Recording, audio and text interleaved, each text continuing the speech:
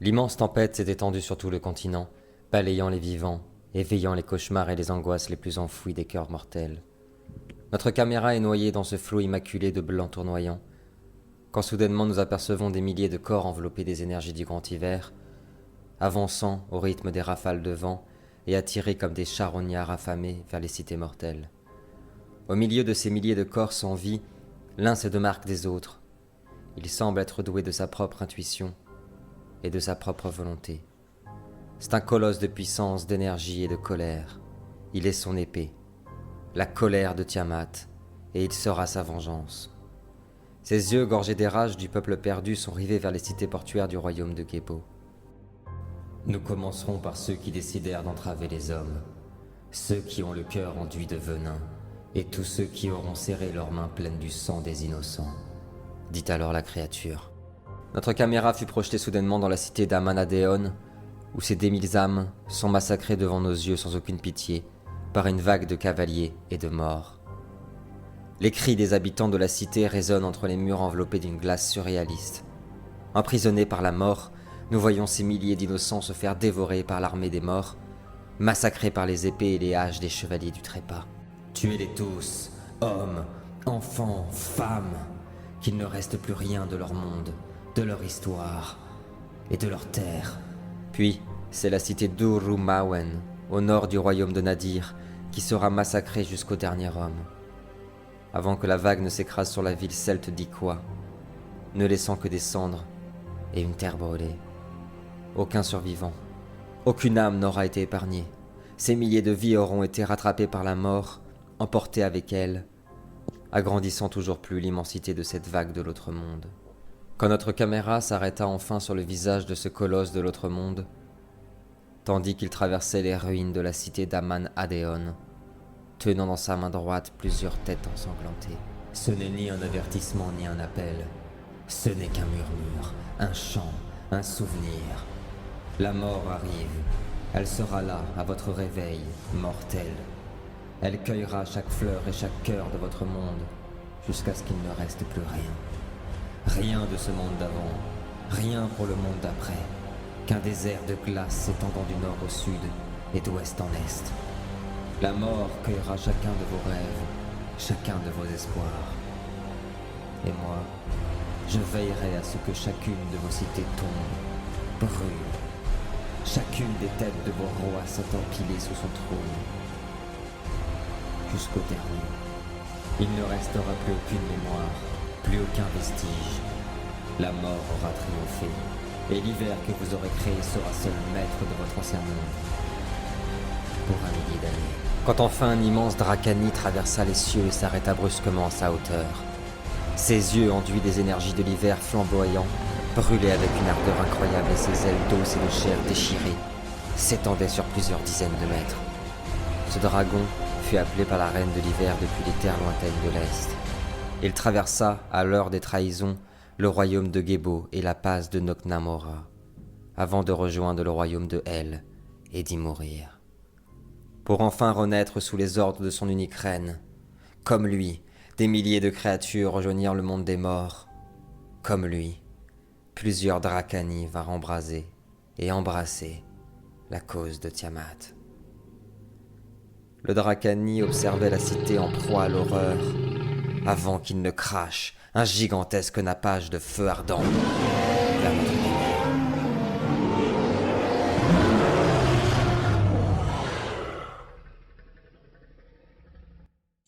Pas très gentil tout ça. Donc, Non, ta non. théorie sur le, tu sais, quand t'as revu la vidéo sur le dragon qui était passé Ouais. au-dessus de vous, était donc vraie. Mm. Mhm. Ah, c'était Donc, ouf. j'insiste, merci. Ce sont pas En vrai, des... Si c'était ouf. épique. Là, j'avais vraiment l'impression d'y être là pour le coup, quoi. Je me Ah, suis chié merci. dessus. Je vous aime. J'ai des frissons. Donc, quelques petites... Ah, voilà, merci beaucoup, ça me fait plaisir. J'ai fait pipi. Pour quelques petites informations, donc oui, bien sûr, pas d'incohérence. Dragan a le dernier Dracani du continent. Mais il semblerait que d'autres dragons venus de l'Est, donc on a vu la nouvelle carte, soient arrivés jusqu'au royaume de Hel pour y mourir. D'autres créatures y sont arrivées aussi. Et on a rencontré ce fameux personnage qui s'appelle Benov, qui semble être un peu terrifiant. et qui semble être donc comment dire, Bras droit. le Le bras droit, général, merci, le général de Tiamat, et semble très déterminé, en tout cas. Donc, pour résumer, Dommage. pendant que le roi... Moi, je les ai- Dommage pour lui. Non, mais moi je les aimais bien jusqu'à ce que l'autre il fasse son discours là et ça m'a vénère donc. Bon. Donc, je vais être obligé de l'écouter, quoi.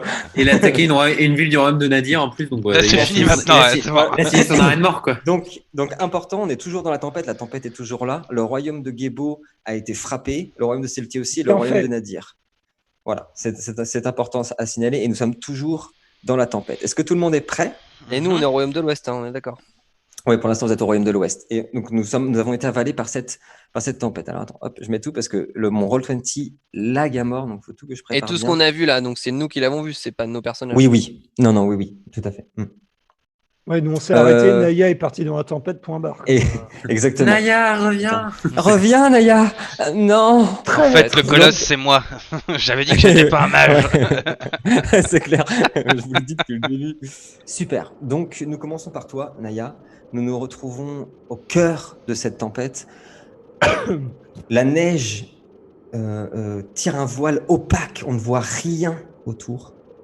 Tu es allongé sur le sol, sur la terre gelée. Quand tu entends la voix de Blumen qui crie dans ta direction. Naya! Naya! Et qui s'approche de toi, qui met les mains sur toi et qui essaye de te réveiller. Oh non, dites-moi pas. Non, s'il vous plaît. Naya! Naya, réveillez-vous! Naya! Que fais-tu, Naya? Je me réveille. Attends, il n'y a pas eu à la dernière partie, on le veut maintenant.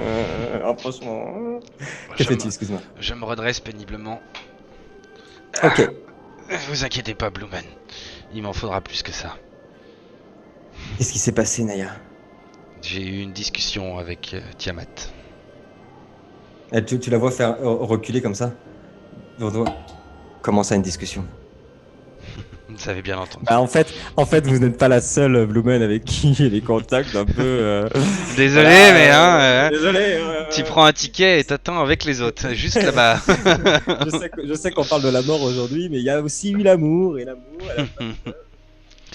Alors, Blumen, vous saviez que j'étais, certains disaient, fils de l'hiver. C'était Oui. une métaphore. Mais j'ai bien un lien avec l'hiver. Mais l'hiver originel, pas celui d'aujourd'hui. C'est pourquoi Tiamat m'a contacté. Qu'est-ce que c'est que cette tempête? Où sommes-nous? Autour de toi, où vous êtes actuellement, on ne voit pas à plus d'1 mètre. La neige tombe. Et je C'est sais vraiment- par rapport à mon entrevue qu'en fait on n'a pas beaucoup bougé. Hein. Oui. On est toujours au même endroit, au nord du royaume de l'Ouest. C'est la Manche que vous voyez. Simplement, l'hiver s'est réveillé, s'est développé, et toute sa puissance a gelé les océans du Nord pour pouvoir créer un pont de glace entre le Nord et ici. Alors ça y est, nous y sommes. Ça y est, l'hiver est là. Je veux bien que tu me jettes, s'il te plaît, énergie et perception. Oh, vous n'avez perception. J'ai entendu une trousse, genre le mec qui sort ses dés. Mais attendez, bougez pas. Bougez pas, je prends mes dés. Difficulté combien? Difficulté 7, s'il te plaît. Mal. Joli, ça parle mal. Ok. Oh, allez. 2 informations, Naya. Une qui sera bonne pour tout le monde. Tant que vous êtes dans cette tempête, qui semble vraiment vous avoir littéralement avalé, pour utiliser sa magie, n'importe laquelle, pouvoir psychique ou pouvoir tout court, il me faudra un exploit de résistance magique, difficulté 8, et je veux au moins 2 réussites. Ok. Les énergies sont tellement fortes, c'est comme si elles happaient les vôtres. Deuxième chose, bien sûr, tu ne vois pas les garçons, mais tu ne les ressens pas non plus. D'accord. Impossible de savoir où ils sont exactement, tu ne les entends pas, le vent est si fort, et surtout on ne voit absolument rien. Par contre, il y a des choses. Si tu ne ressens pas les énergies des garçons, tu ressens quelque chose qui est de la même essence que Tiamat, avec qui tu as pu converser, tout autour de vous. Mhm. Dernière action, je t'écoute. Est-ce que je peux essayer d'établir un lien avec Albarad et Dragan? Tu peux essayer, oui, tu peux essayer, oui. Avec Dragan Albarad, pas de problème. Je veux bien que tu me jettes, s'il te plaît, intelligence et énergie, difficulté 9. Intelligence, ok. Oh, joli ça. Ouais, à 3-10 Ok. quand même. Ok, tu as réussi pas à rentrer en contact, mais à retrouver la trace. Ouais, une plus ou moins. indication, au moins la direction. Voilà, quoi. exactement. D'Albarad. Tu sais une chose importante, il est au même niveau, semble-t-il, que Galéade, mais impossible de communiquer avec lui. Ok. Et le signal me L- paraît loin ou... Ouais, plusieurs centaines de mètres au moins. Ok, ben je vais dans cette direction-là, D'accord, en courant. Allez, Bloom, nous devons rejoindre les autres, ils arrivent. Dépêchons-nous. je vous suis, Naya. Hâtez-vous, hâtez-vous. C'est ça la Creuse, c'est ça le problème. Mais Ouais, ouais, c'est la putain. Creuse, c'est la Creuse du continent. J'essaye en 2G, peut-être, en 3G. En On n'est Edge. même pas en Edge. Là. En Edge, merde. Jusqu'à nouvel ordre, donc Albarad, tu es en dernier. Galéade et Albarad. Donc d'abord Galéade, après Albarad, vous gérez ensemble parce que vous êtes ensemble au même endroit. Vous aussi, vous avez été sonné par la tempête. Vous n'étiez pas endormi, mais vous avez été sonné. Ici, aucun moyen de savoir. Non, ici, pas d'ici. De s'enflamme mon série qui s'allume. Si, je sais très bien où ils sont. Ils sont exactement à 200 mètres du village. Qu'entendez-vous Non, non, par Galéade? Entendez-vous par Galéade? Albarad est dans la merde. Ça, ce sera dans le best-of, ça, par exemple, c'est sûr. Ouais, c'est sûr. Les garçons, quand donc oui, vous n'étiez pas endormis, vous avez été simplement sonnés. Ici, l'espace et le temps est complètement dissous. Difficile de savoir où on met les pieds, où on est, si c'est exactement l'endroit où vous étiez quand on s'est arrêté. Toujours est-il que la tempête est immense, on ne voit rien à plus d'un mètre, mais vous êtes collés tous les deux, dos à dos, au milieu de cette tempête. Galéade, je t'écoute. Que fais-tu? Attends, je t'entends pas. Ah, si, c'est bon. Ouais, j'essaye de retourner vers la baraque. Là, on était juste à la sortie de des jardins. On Ouais, était dans les jardins Tout à fait. du château, pardon. Donc, je retourne plus ou moins vers là où Ok. je cite le château, quoi.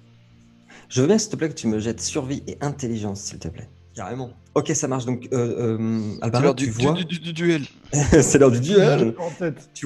Tu vois Galéade qui commence à regarder un peu autour de lui, à essayer de se souvenir par où il était passé la dernière fois, il y a quelques minutes seulement, pour rejoindre la maison. Et petit à petit, tu le vois disparaître dans la neige.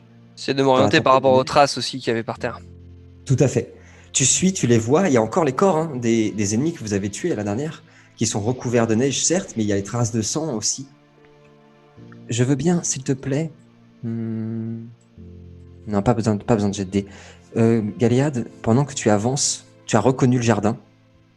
Tu entends les petites feuilles craquer, toutes les brindilles qui sont gelées, et alors que la température continue à descendre, tu sais que tu es dans le jardin et tu as entendu du bruit à ta droite, comme si quelqu'un marchait dans la neige, et puis plus rien. Est-ce que tu veux faire quelque chose? Une chose est sûre, c'était pas Albarad. Pour l'instant, il a pas bougé. TK.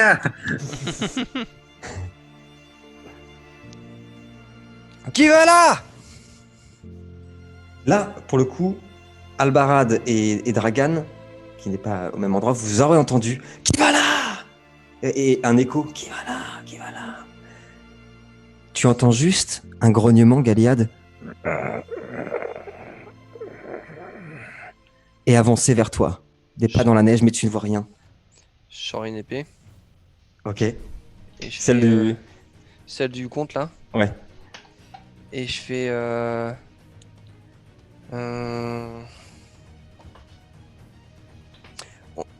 La neige, elle est magique. Ah, mais t'as dit peu importe ce qu'on lance, c'est ça, faut faire un résistance magique 2d8. Ouais. Ça marche Par avec contre, les dons aussi, c'est... mec Comment?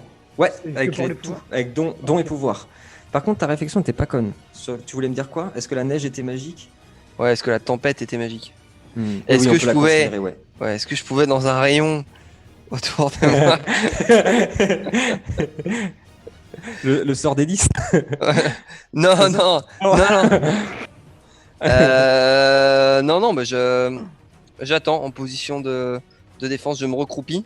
Je m'accroupis, Ok. pardon, pour être le plus bas du sol possible. et être prêt à bondir. Et je continue à marcher vers là où je voulais aller tout en fixant Ok. le point où j'ai entendu le bruit. Ça marche. Voir si ça se rapproche, quoi que ce Tu soit. continues à avancer, accroupi avec ton épée. Et en effet, tu commences à apercevoir une silhouette qui se rapproche dans la neige. Une silhouette humanoïde, semble-t-il, et qui semble marcher très bizarrement. Comme si il avait la jambe cassée et grogné. Marche vers moi. Ouais. Ça ressemble à quoi?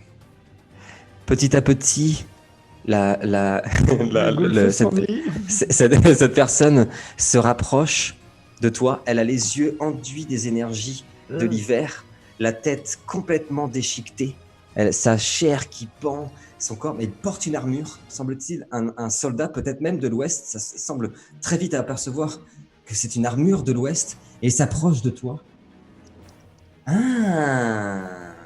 Ah ouais, ça peut se tenter, carrément. Ah ouais, carrément. Bah, tentons. Je veux bien, s'il te plaît, résistance magique, difficulté 8. Non, mais attends, je pensais Ouais. à ça, mais là, tu le lances pas. pas. Je te D'accord. garde en ok. idée. À un moment, je vais sûrement le Une faire. excellente idée. Une excellente idée. Je pense que ça peut être très sympa. Ouais. Donc là, il s'approche de moi. Il s'approche de toi, il commence à tendre la main comme ça. Il s'arrête. Il te regarde comme ça. Et quand il ouvre sa bouche, il y a une vieille traînée de sang qui sort, qui tombe comme ça. Et il se met à courir dans ta direction. Je tends Que mon fais-tu épée, Ouais. vers lui. Tu attends comme ça Ouais. Ok. Non, je garde d'une main comme ça. Je me mets de profil. Et Ok. d'une main comme ça, je l'attends vers lui à hauteur de sa gorge. Ok. Je veux bien, toujours. Hein. Je veux bien, s'il te plaît. Arme blanche. Bon, du difficulté torse, 100, mais s'il te plaît. Il ne devrait pas y avoir trop de problèmes sur une difficulté 5. c'est ton genou. Oh, Non, bah, ça bah, va, s'en ça fout. va. La Ah. créature vient s'empaler complètement. Sa gorge est littéralement transpercée par la lame. Mais il continue à avancer. Continue. Et là, je tourne l'épée. Ouais, ok. Bon, il n'y aura pas besoin de lancer de dés. La tête part, le corps tombe. Il continue à bouger, mais il ne se relève pas. Et la tête, par terre, continue à mordre la neige comme ça, mordre le sol, mais n'avance plus. Albarad, tu as juste entendu Dragan crier à quelques mètres de toi, tu ne le vois pas, puis tu as entendu des légers grognements. Galéade, pardon. Des légers grognements, puis ce qui semble être un coup d'épée peut-être. À quelques mètres seulement, mais la tempête est si forte que tu n'es pas entièrement sûr de toi. Que fais-tu? Attends, je peux faire une dernière action? Pardon. Ouais, si c'est court, dis-moi. J'arrache un œil au cadavre. Ok, ça marche. Voilà. Ça marche. Il a des idées derrière la tête, Yanina. Albarad, je t'écoute. Que fais-tu? De toute façon, j'ai vu dans quelle direction est parti Galéade à peu près. Oui, à peu près. Et puis il y a toujours ces traces, elles sont pas encore complètement recouvertes, j'imagine. Tout à fait. Non, alors je dégaine mon épée à deux mains. Ouais. Je me mets à avancer, tu sais, en marchant dans ces traces au passage, Ok. mais pas en courant quoi que ce soit. J'y vais doucement et en posture de garde. Et tu sais, en prenant le temps de regarder tout autour de moi, tu sais, en balayant, voir s'il y a le moindre mouvement qui sort de la tempête pendant que j'avance. Ça marche. Pendant que tu avances, il y a un silence de mort, c'est le cas de le dire. Pas un bruit, t'entends plus rien, de ce qui se passe pour Galéade. Il semble que tu t'en approches parce que tu vois un très léger filet de sang arriver jusqu'à tes pieds. Le temps que tu te concentres dessus, t'as entendu du bruit derrière. Quelque chose qui marche, à gauche et à droite. Et t'entendais... Que fais-tu? Je me retourne, Ouais, mais en continuant à reculer doucement, tu vois. ok. Je vois quelque chose ou... Pour l'instant, tu vois absolument rien. Non, je continue à reculer, mais en jetant de temps en temps... Donc tu te mets à dos par rapport à où tu étais, mais tu recules dans la Ouais. direction de Ouais, Galéade. mais C'est ça, en hein. jetant de temps à autre un rapide coup d'œil derrière, vérifier que je fonce pas non plus n'importe où, tu vois. Ok. Donc en reculant, toi tu recules comme ça avec ton épée. Tu vois la traînée de sang, donc Galéade doit pas être très loin. Tu vois une de ces créatures sortir de l'opacité de la tempête foncer vers toi avec sa bouche grande ouverte. Lui aussi a ses yeux enduits des énergies de l'hiver. Sa barbe est congelée, c'est que de la glace. Il est comme ça avec ses griffes acérées comme ça. Il avance vers toi, il bondit sur toi. Qu'est-ce que tu fais? Le temps qu'il arrive sur moi, je commence à faire un mouvement circulaire, tu vois. Je tourne Ok. et j'essaye de le faucher vraiment, de le trancher en deux avec la lame. Arme blanche, s'il te plaît, plus dextérité. Lui, il a une bonne tronche. Celui-là, il a une bonne tronche. T'as envie de lui faire un câlin. Ça, c'est Papy Brossard. Ouais, enfin, un câlin, c'est relatif. Oh. Vous aimez jamais les méchants, vous leur donnez jamais d'amour. C'est juste des gens qui manquent d'amour. Difficulté 7, s'il te plaît. C'est juste des gens qui manquent d'amour. Hein. C'est tout. Je vais leur en donner de l'amour, moi, tu vas voir. Je vais leur en donner de l'amour. 4 succès. Ok. La créature était en train de... Attends. Oui. Ah non, il n'y a pas Oui. de... Non, c'est bon, excuse-moi. Ok. Et tu feras gaffe, Albard, il ressemble pas à ton père, ce mec-là. C'est encore un JC. Le double, tu sais. Il leur tue. C'est le puis il y a roi le de Bavière qui est revenu. Ok. Donc tu fais un mouvement circulaire. Bon, il arrive à toi. Tu le tranches au niveau du ventre. Il est coupé en deux. Le sang gicle partout sur la neige. Ce blanc immaculé est recouvert de rouge. Le corps tombe et il est coupé en deux. Hein. Il continue à ramper vers toi quand une autre créature sur ton côté gauche bondit aussi vers toi. Que fais-tu? La L'ambiance. La partie qui est... Enfin, la moitié là qui me fonce dessus, du coup... Oui. Je prends pas le temps de réfléchir, je lui j'écrase mon pied en plein sur sa gueule. Et l'autre, j'arme mon cou et Ok. j'essaye pas forcément de le décapiter, mais de trancher, tu vois. Il arrive Je veux dessus, j'ai bien. pas le temps. Je veux bien d'abord force difficulté 5, s'il te plaît. Tu vas voir, c'est tout mou. C'est très agréable. Je te promets un super bruitage. Ça jette vite quand on a la fibre. Oh, ok. C'est écrasé, mais sa mâchoire continue à faire... Maintenant, je veux bien arme blanche, s'il te plaît, difficulté 7. 3 succès. La créature qui était arrivée sur ton côté gauche et qui a bondi sur toi, elle a sauté avec ton épée de haut en bas. Tu lui as ouvert tout là, tu as coupé le visage en deux. Elle s'est éclatée au sol, mais elle continue de s'agiter. Dragan, comme les garçons, aucun moyen de savoir. Les notions de temps et d'espace sont totalement floues, totalement inconnues ici. Cependant, à côté de toi, il y a Scylla et Barbarta. Toi, t'es abonné aux Princesses de l'Ouest, toi. J'avais pas fait gaffe. Il est abonné, lui. Tu es avec eux. La tempête est énorme. On ne voit pas à plus d'1 mètre.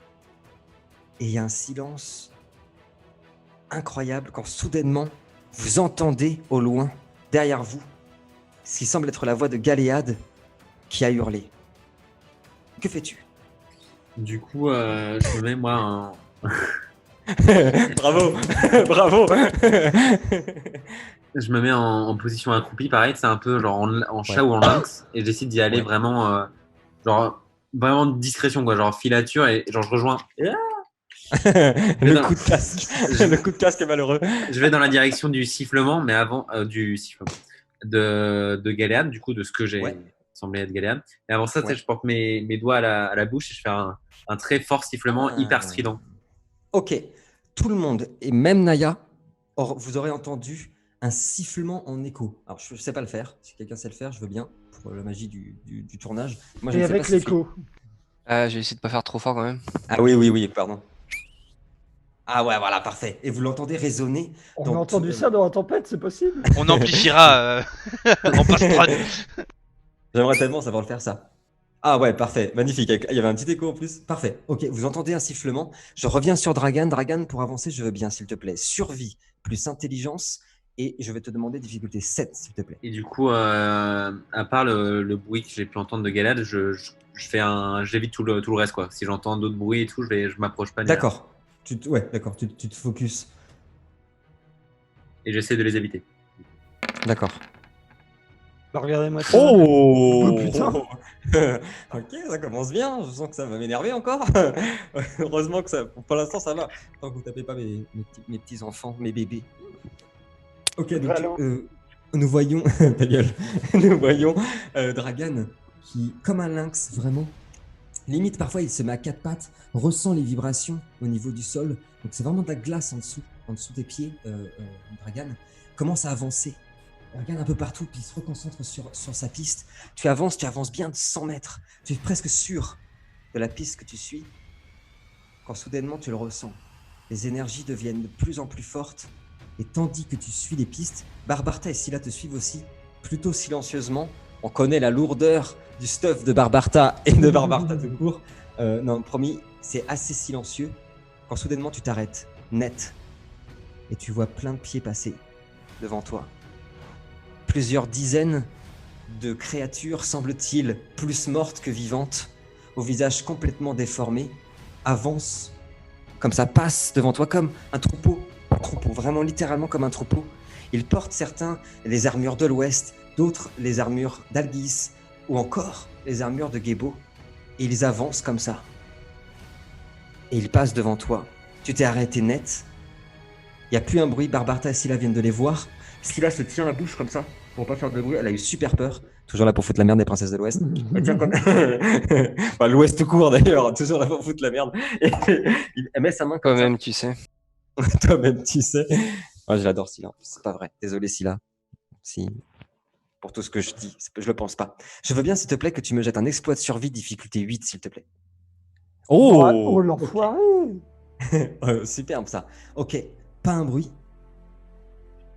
Ils continuent de passer. Ils sont pas des dizaines. Ils sont des centaines. Ah. Mais ils ne t'ont pas entendu. Ils passent. Et à un moment donné, il y en a un qui regarde vers vous. Il reprend son chemin et il avance. Que fais-tu, Dragan? Et Sympa l'ambiance. c'est clair. Petite ambiance de caleçon sale. On adore. Galéade, il est là-bas, allez-y. Ouais, du coup, deux choses. Est-ce qu'ils sont entre moi et le bruit de Galéade? Oui. Et est-ce que la colonne s'est arrêtée de passer ou il y a encore des mecs qui passent encore? Non, il y a encore des gens qui passent là. Ah. Ah. Et comment je peux être à 600 mètres? J'étais dans les jardins du château.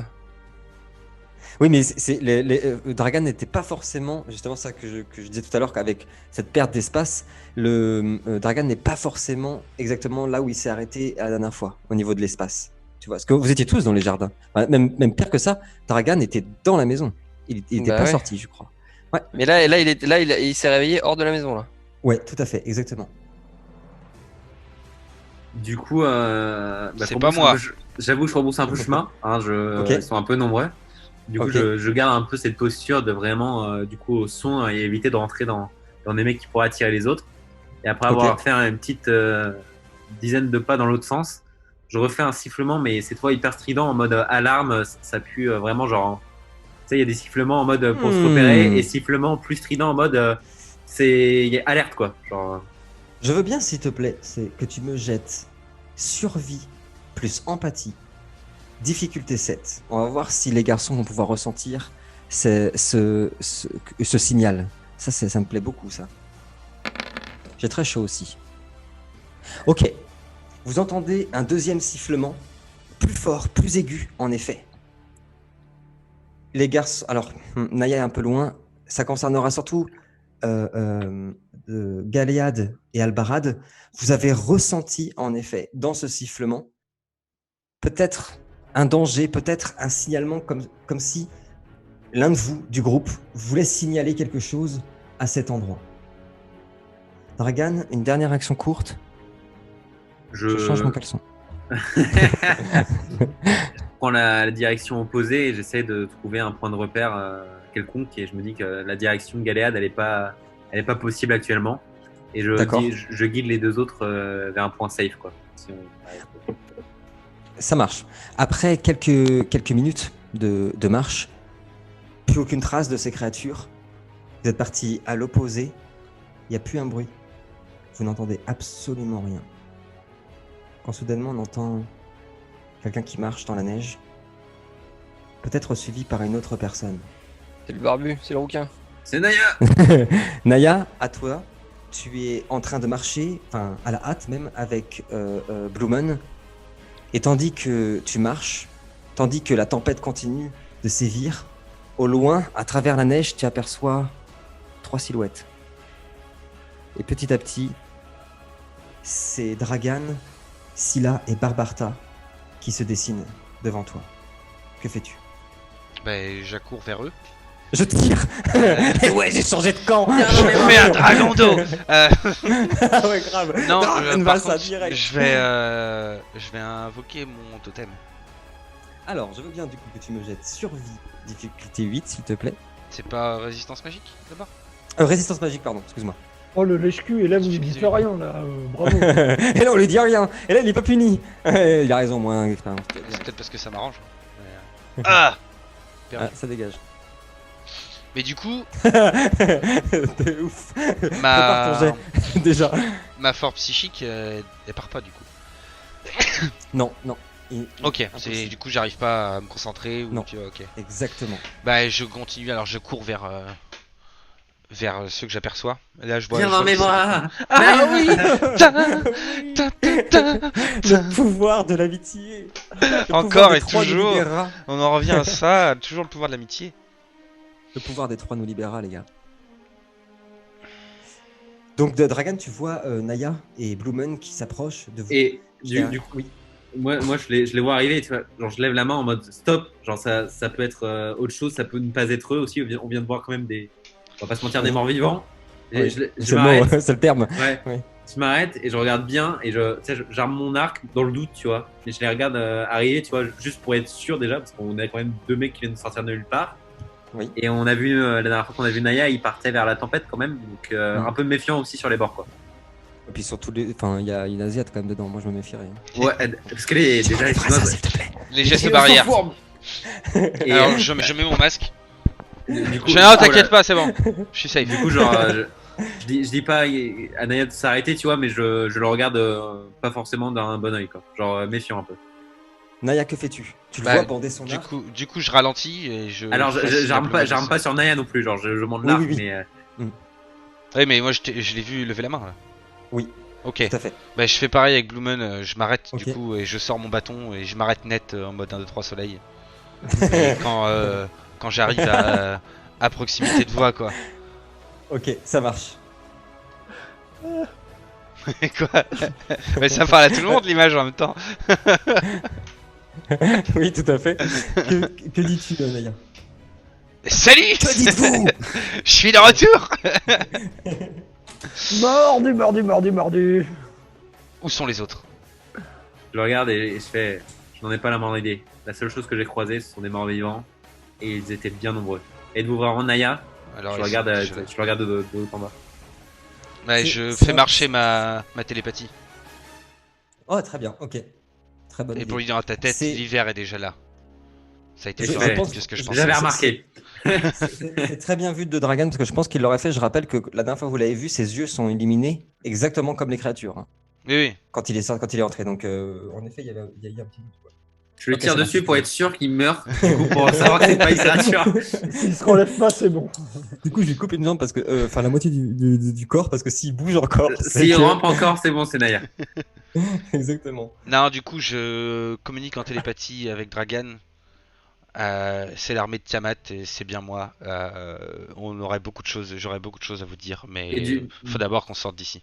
Et du coup, je le regarde et je fais non, expliquez maintenant. Qu'est-ce que c'était que ça? Expliquez Qu'est-ce que- maintenant. Non, mais, genre, tu vois, je suis dans le doute et tout, je viens de voir une armée. Je regarde, je viens de vous voir partir vers l'ennemi, vers Tiamat, vers l'hiver, comme vous l'appeliez si souvent. Vous revenez tout feu, tout flamme. Coucou les amis, c'est moi. Oui, bah, Pas petit beaucoup jeu de feu de mots, feu, pas beaucoup de ouais. flammes. tout haut, tout glace. Et je le regarde et je fais que s'est-il passé? Êtes-vous avec elle? Êtes-vous contre elle? Expliquez-vous maintenant. Et j'arme un peu plus l'arc, tu vois. Genre, je lui fais vraiment pas confiance là. Je suis trop dans le doute pour lui sauter dans les bras. Ça marche. L'Umbra a corrompu l'hiver. Ce n'est Mais- pas. Cet hiver n'a rien de bienveillant. Il est là pour détruire toute vie. Et nous avec. Et non, je ne suis pas avec elle ni avec cette armée-là.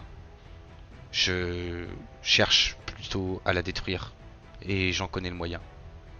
C'est exactement ce que dirait un traître. C'est clairement ça. Allez. Je le regarde droit dans les yeux et je lui fais quelle est la rune que vous m'avez donnée lors de notre entrevue Gebou.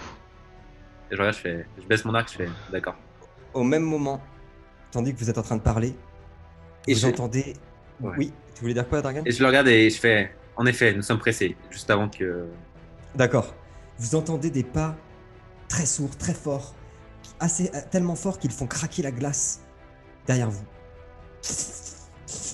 Naya, une dernière action courte, que fais-tu? Il y a un bruit derrière nous, tu dis? Oui, semble-t-il des pas, mais extrêmement lourds, assez en tout cas pour, semble-t-il, casser, en tout cas, craquer la glace sous ses pieds. Ça pue la grosse bête. Est-ce que C'est je la peux, bébête. est-ce que je peux déterminer la position relativement précisément par rapport au son ou le ressenti de la glace qui se brise? Oui, c'est possible. Intelligence plus survie, s'il te plaît. Difficulté 7.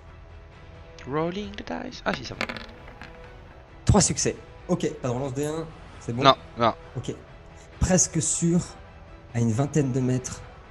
Donc maintenant que tu es en face de Dragan, juste derrière toi. Mais non, au nord, quoi. Du coup. Au nord, exactement. Ce sera au tour de Galéade. Je reviens juste tout de suite. J'ai bu trop de thé. J'arrive dans une minute.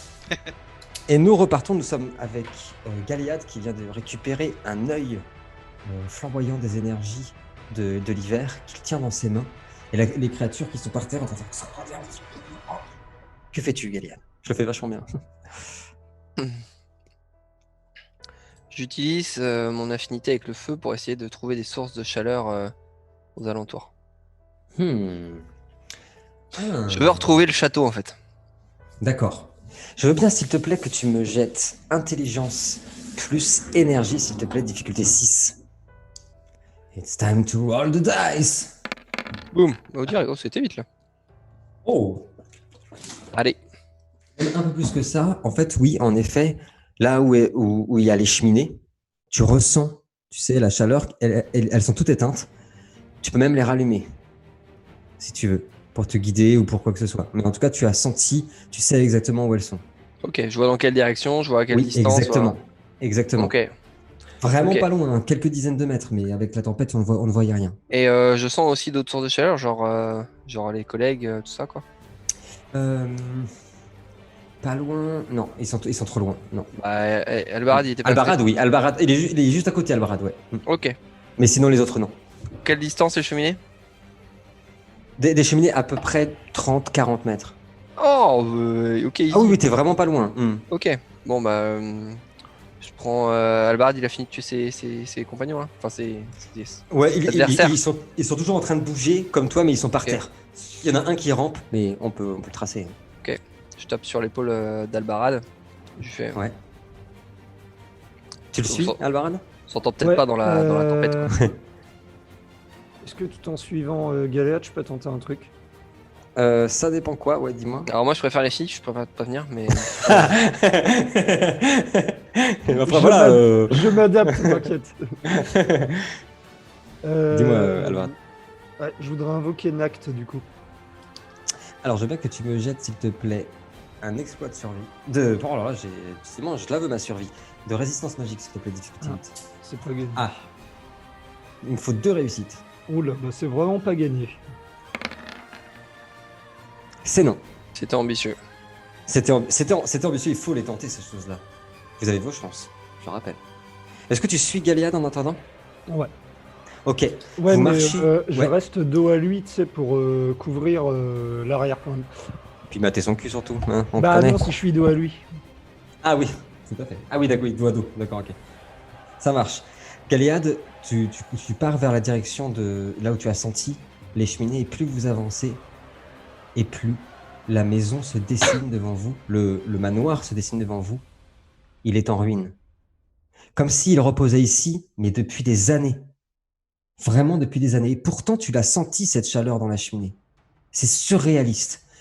Pourtant, la neige, la glace, il y a des stalactites parfois avec les morceaux de toit qu'il reste, mais le manoir est en ruine et surtout, pas de traces des gens qui y étaient. Il restait des gens dedans. Il restait les bonnes, la cuisinière, plus rien. La végétation autour, elle ressemble à quoi? Les seules végétation qu'il y a autour du manoir, enfin c'est sur la pierre, sont des lierres qui ont poussé, mais qui sont complètement gelées. Ils étaient. Ma question, c'est les lierres, ils ont plus poussé qu'à l'époque où était le manoir ou pas? Oui, tout à fait. Donc il se pourrait que potentiellement on ait avancé dans le temps, quoi. Pas impossible. En tout cas, je pense que c'est en effet l'intuition qu'il aurait. Ok, rien aux écuries, que dalle non plus? Tout est en Rien. ruine? Tout est en ruine. Et surtout, comme si vraiment il n'y avait pas eu de vie depuis vraiment longtemps. Ok. Des animaux, des chevaux? Non, plus rien. Et puis aucune trace d'animaux. Pas de vie, rien. Bon, un abri? Il y a des ruines? Il reste des ruines, ouais. Je vais à me protéger dans les ruines de la tempête là. Ça marche. Albarat, tu le vois et des mecs partir. qui se Ouais. baladent là, des campeurs. Ok. Quand tu donc tu pars, tu trouves en effet un endroit qui fait un peu comme un caisson, comme un abri, ouais, dans les ruines. Albarat, tu vois Galéad qui s'abrite contre la tempête. Galéad, pardon, je veux bien que tu me jettes énergie difficulté 7 pour une intuition, s'il te plaît. D'accord. Joli ça. Ok, tu sens que la tempête est en train de s'accentuer, comme si elle avançait. Vous êtes sur la côte, hein, au nord du royaume de l'Ouest, comme si cette tempête qui arrivait était en train de traverser en effet le continent, et que peu à peu, le cœur de cette tempête se rapprochait de vous, que les énergies qui sont au cœur de cette tempête devenaient de plus en plus fortes. Je pense que tu as bien fait de te planquer parce que la température est en train de chuter de façon hallucinante. Il fait de plus en plus froid. Je voudrais être pas loin d'une cheminée et essayer de me faire un petit feu à couvert. Tu peux, ouais, tout à fait, comme je te disais tout à l'heure, tu peux l'allumer sans aucun problème. Bon, parfait. Ça marche.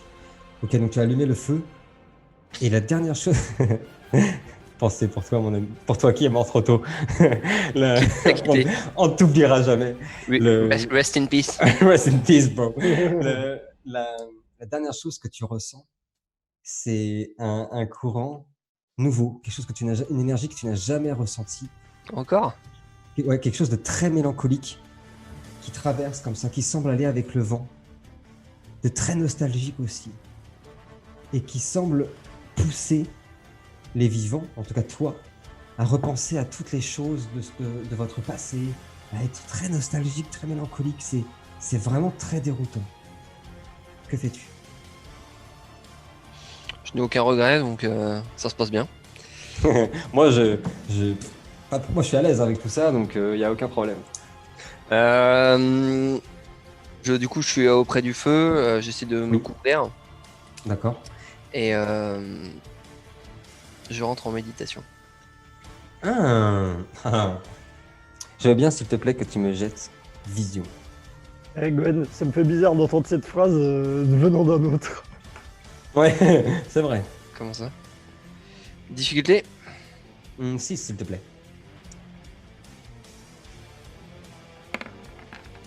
Ah, non. Nope.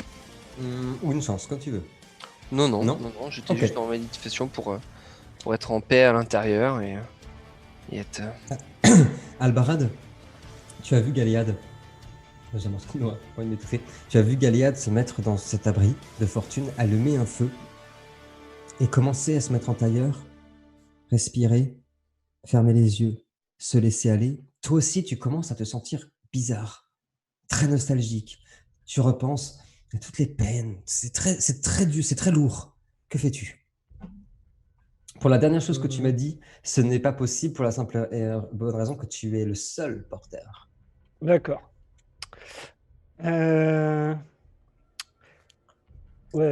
Encore une fois, peu importe pouvoir ou non, on est toujours soumis au malus de... Toujours, pour l'instant, toujours. Ok. Non, alors, on est d'accord, on est rentré par la pièce dévastée, ce qui reste de la cuisine, en fait. En gros, ouais. Tout est pété maintenant, mais... Tout est pété, ouais. Ok, donc pendant que Galéade médite, Mhm. j'essaie de récupérer des débris, tu vois, des morceaux de bois, des morceaux de pierre, ce que je peux, et je commence à dresser comme des pics devant pour entraver, tu vois, un minimum, les bloquer, tu vois, comme je peux, pour au moins s'il y a une vague qui vient vers nous, qu'ils puissent pas tous nous foncer dessus d'un coup, tu vois. Je veux bien, s'il te plaît, que tu me jettes survie et artisanat, s'il te plaît. Survie, quoi. Et artisanat, ah ouais. Elle était très bonne celle-là.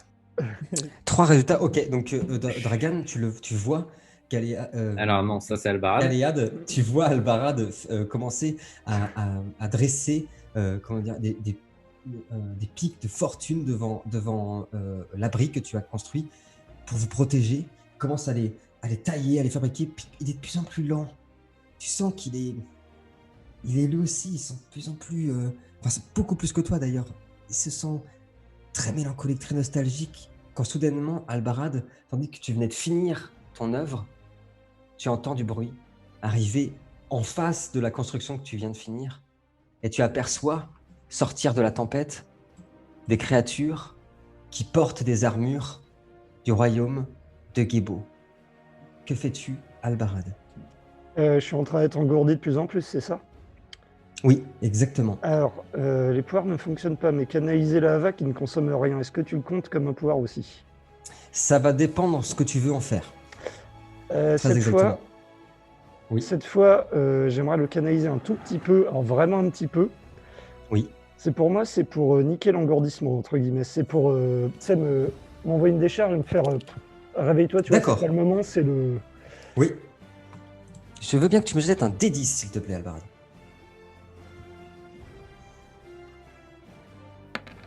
Ah, ok. 3. Non.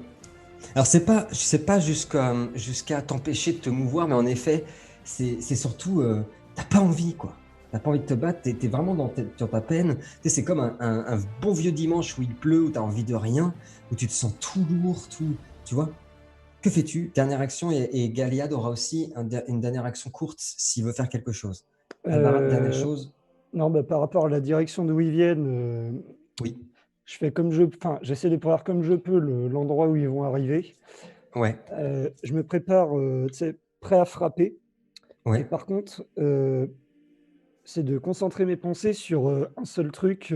C'est la promesse que j'ai faite à mon père quand il est mort. C'est je suis là pour protéger l'Ouest et rien d'autre.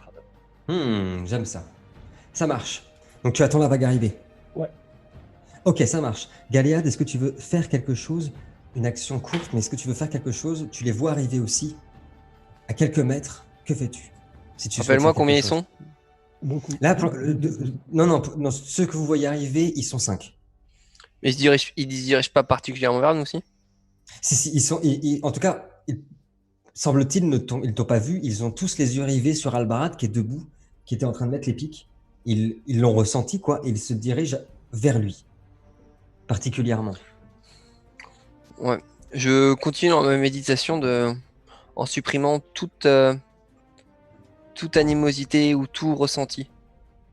Couper Ma l'empathie, personne. quoi. Ouais. Ah, ça, c'est pas mal, ça. Je veux bien que tu me jettes énergie et empathie, justement. Difficulté 6. On dirait un mec de Supermarché. De l'intonation. Je veux bien. Difficulté 6, s'il vous plaît. Et il y a 3 € de promotion sur les langoustines. C'est vraiment ça. Ok, tu y arrives, Galéade. Tu réussis à supprimer toute émotion. Tu perds d'abord ce contact qui est très bizarre. Ça doit être très étonnant. Avec Albarad qui est juste à côté. De plus être inquiet qu'il se fasse tuer, de plus être inquiet qu'il puisse se faire attaquer quoi que ce soit. Et en effet, très vite, alors que on va s'arrêter là pour votre tour, les squelettes arrivent, les morts-vivants sont à quelques mètres d'Albarad. Ils ne semblent pas du tout te ressentir. Du tout. Dragan de 10. Ouais, je vais commencer par Dragan. Je veux bien que tu me jettes, s'il te plaît, animaux plus énergie. S'il te plaît, Dragan. Propre. Ah non. Ah non. Ah non. J'ai cru que c'était le lancer d'avant. Suffisant pour une des questions que tu te posais. Comment dire? Ils sont... Alors déjà, ça c'est sûr, ils sont toujours dans le coin. Pas de problème. Tout semble aller. Aussi perdu que toi, par contre. Mais à la question que tu te poses, non, il y a pas. Ça va être le plus étonnant. Pour eux, en tout cas, il n'y a pas eu de changement de temps, quoi que ce soit. Tu vois? Il n'y a pas eu d'évolution. Sinon, tu le saurais aussi dans leur façon de communiquer, leur grandeur, etc. Ça bouge quand même assez vite. Non, c'est pas le cas. Je reviens sur toi. Vous venez d'entendre les bruits exactement derrière Naya. Que fais-tu?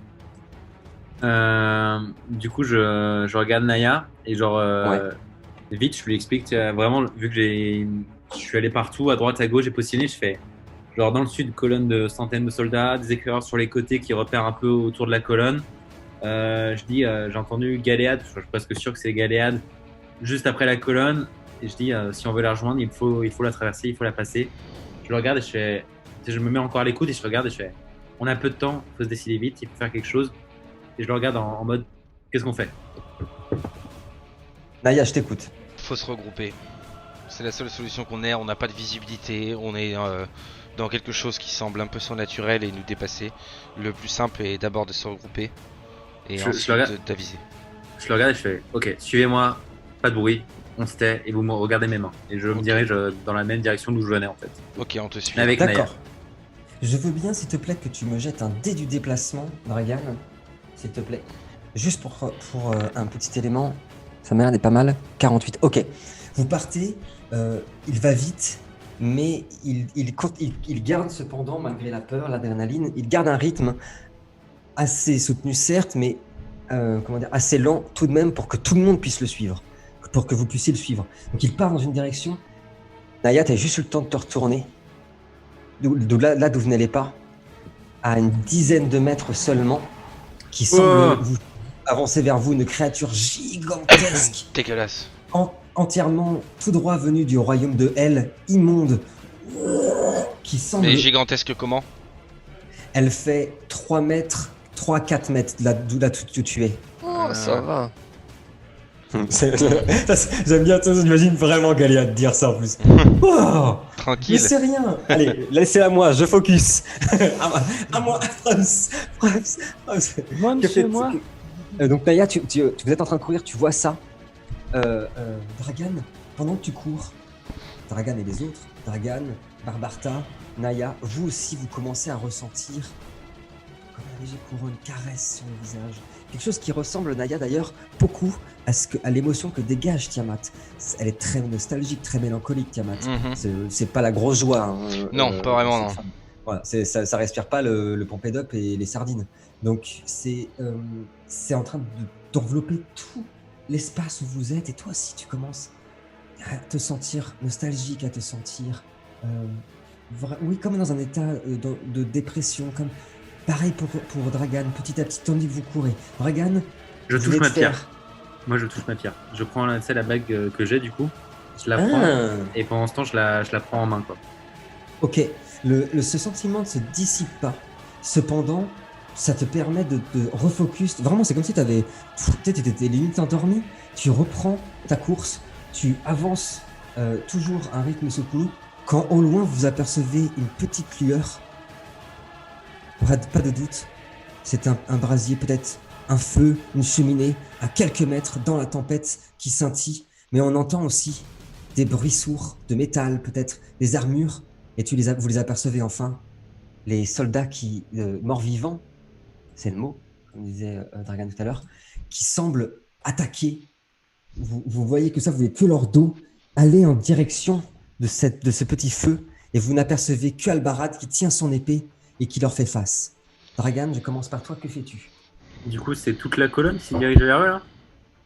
Oui, j'adore, je vous aime trop, j'adore tout ce que vous écrivez, je trouve ça génial. Bref, oui, ils foncent vraiment, ils sont en train de courir vers... Alors là, vous n'apercevez pas Galéade, vous apercevez juste les braises qui sortent de son feu, et vous apercevez par contre Albarad qui est debout sur sa barricade et qui est prêt à les recevoir. Dragan, que fais-tu?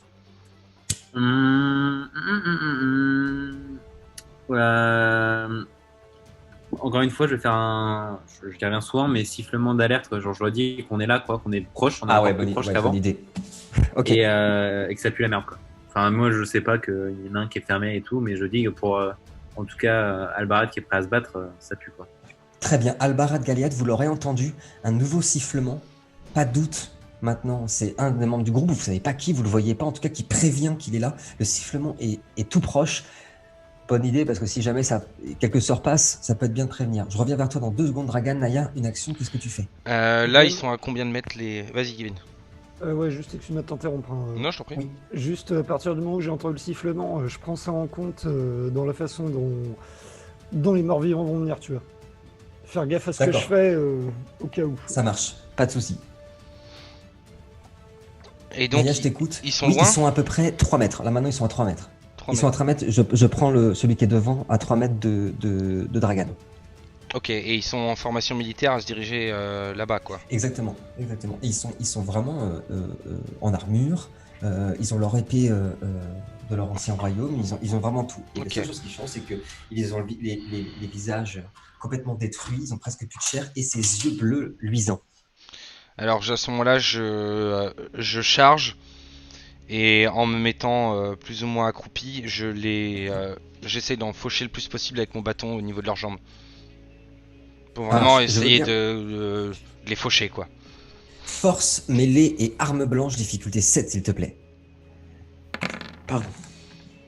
Ça me semble pas mal. Ok, 4 succès. Vous voyez Naya qui glisse sur la glace avec son bâton, qui fauche 2 de ces squelettes, dont un, tu lui as carrément retiré le fémur. Il s'est détaché, brisé. Dragan, je reviens à toi. Que fais-tu? Du coup, on a Naya qui a foncé dans le tas, littéralement, là. Ouais, mais vraiment sur l'arrière. Sur l'arrière, vraiment les premiers que vous voyez. Ouais, en effet. Une dernière chose, et après je dis mon action. Ouais. On est sur combien de personnes, là, à peu près? Là, alors, peut-être vous avez beaucoup plus de visibilité. Il y en a 5 qui sont vraiment juste où vous êtes.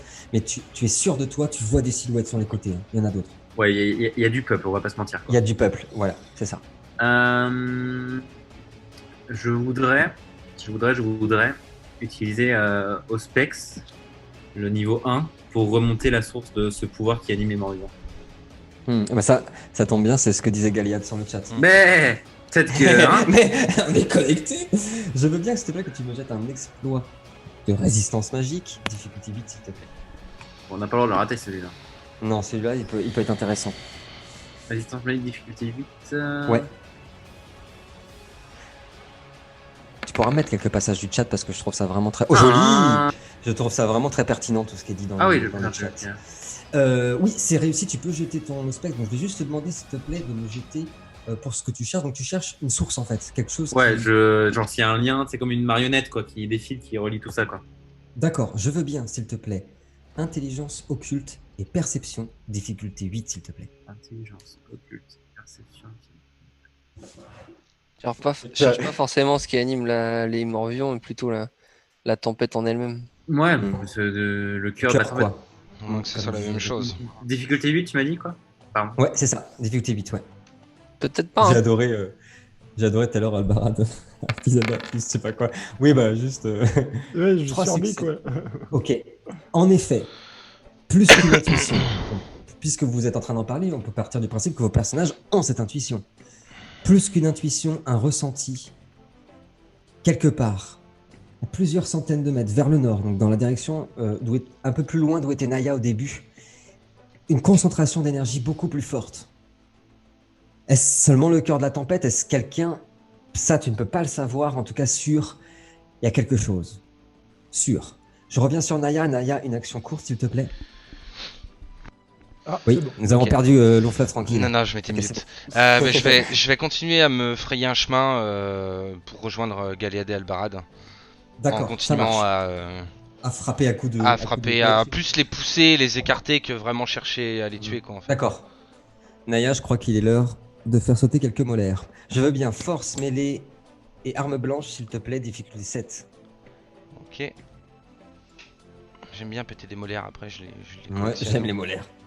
J'imagine mec, il a un collier de toutes les molaires des victimes depuis la première partie.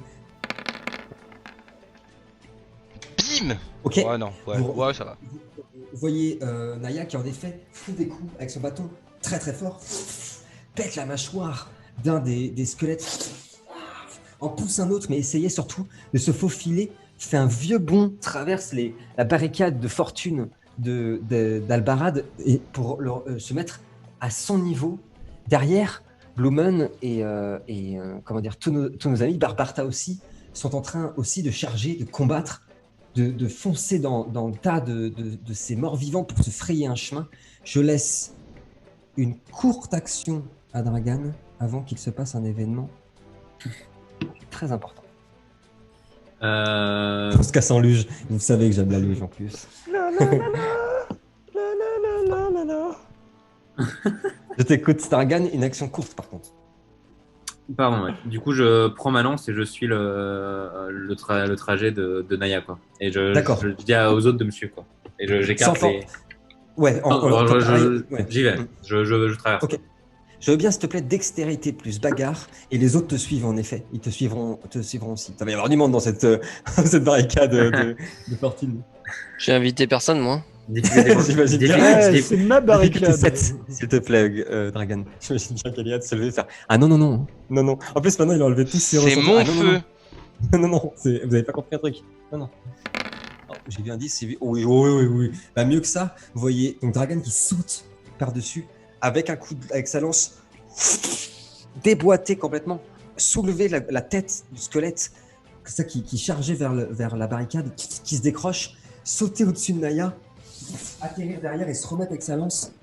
Quand tout le monde est passé par-dessus, vous voyez des dizaines d'autres de ces squelettes qui arrivent en effet et qui s'empalent petit à petit dans l'abri de fortune, tandis que Albarad, aux premières loges, commence à distribuer des coups d'épée et petit à petit, non pas la goule fait son nid, Albarad, mais petit à petit, cette forte sensation de nostalgie et de mélancolie devient de plus en plus forte. Ce qui va se passer, c'est pour nous. Je vous explique tout. Parce que ce qui va se passer, c'est pour nous. C'est pour nous, joueurs, maîtres du jeu, pour ceux qui peuvent regarder nos vidéos ou pas. En tout cas, Pour vous, à la maison. Pour vos publics. 3 lettres. C'est pour vous, c'est l'indice. C'est l'indice. Il est pour vous. Envoyez votre réponse en tapant SMS au 7 10 10. Appel non, SMS non surtaxé. Top, Galiad, je suis un mammifère vivant en Australie. Jugulaire. C'est oui. Tout à fait. C'est oui, c'est ça. Oui. Ce qui va se Que passer, je c'est l'aime ce jeu. une ellipse dans cette partie. Mais quand nous reviendrons à tout cela, nous rappuierons sur lecture au moment où nous sommes arrêtés, donc toutes les créatures qui s'empalent sur la barricade de fortune de notre ami Albarad. Cependant, nous sommes projetés plusieurs années en arrière, oui, parfois même plusieurs décennies en arrière, dans les souvenirs les plus profonds de nos personnages, de nos joueurs.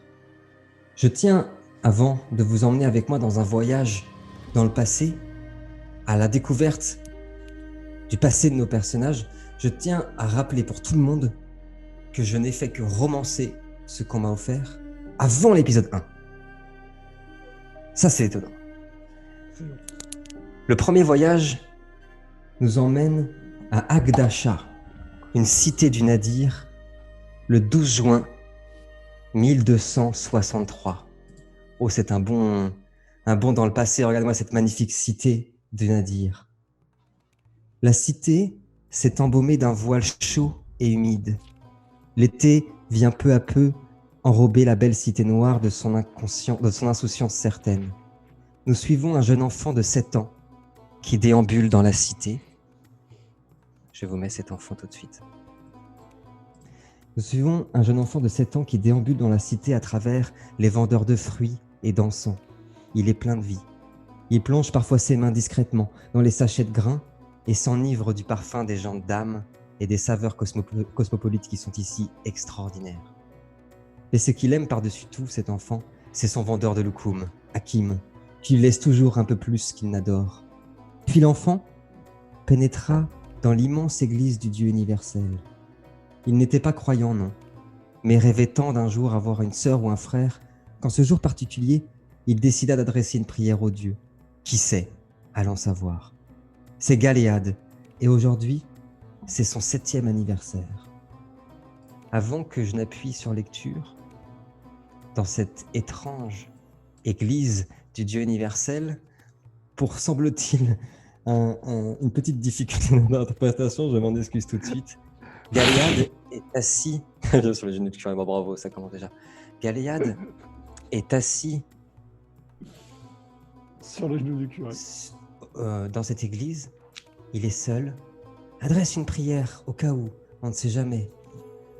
Peut-être que si ces dieux existent, ils pourront répondre un jour à son attente. Il est assis au premier rang de cette église, très solennel. Il n'y a personne avec lui jusqu'à ce qu'un homme capuchonné en toge pourpre s'assoit au rang juste derrière et vient interrompre la prière du jeune enfant. Avec une voix très grave et en même temps très douce, il lui dit « Bonjour petit bonhomme, crois-tu vraiment tout cela ?» Galéade, tu peux répondre, si tu veux. C'est toi qui joues ton propre personnage lorsqu'il avait 7 ans. Bonjour monsieur. Bien entendu, tout le monde croit à cela. On ne voit pas son visage et pourtant, on perçoit un sourire dans sa voix lorsqu'il va répondre. Tu as raison. Beaucoup, peut-être trop, y croient. Pourtant, j'ai l'impression que toi, tu es un peu différent. J'ai l'impression que toi, contrairement aux autres, tu vois les subtilités dans leurs croyances. Tu sais, comme moi, qu'ils se rassurent, comme toi aujourd'hui, en te disant pourquoi pas, ça pourrait peut-être marcher. Et N'est-ce pas? vous? Que croyez-vous? Je crois très fort aux hommes, petit bonhomme. Je crois en leur liberté et je crois qu'ils ont le pouvoir de renverser des royaumes et de renverser des mondes entiers. Plus que les dieux, je crois que les hommes sont les seuls maîtres de leur monde et de leur vie.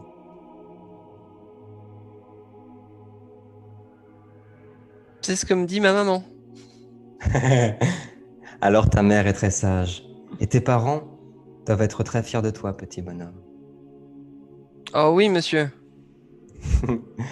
Galéade, alors que tu as été interrompu par cette étrange personne, tu es là depuis quelques minutes en train de faire tes prières.